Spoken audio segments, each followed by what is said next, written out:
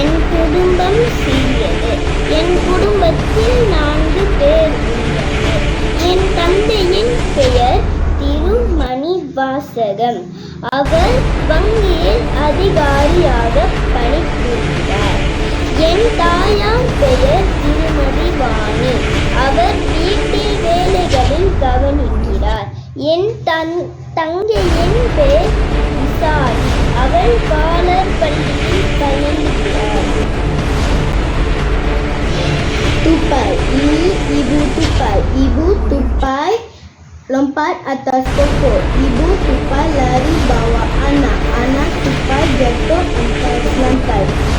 Ibu tupai sambut anak tupai.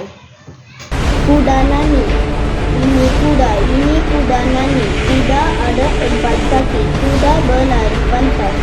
Nani saya akan kudanya. My dad likes reading the He reads this every morning before he goes to work. He said that reading is good. We can learn a lot from it. Sometimes he tells us some funny stories in the newspaper.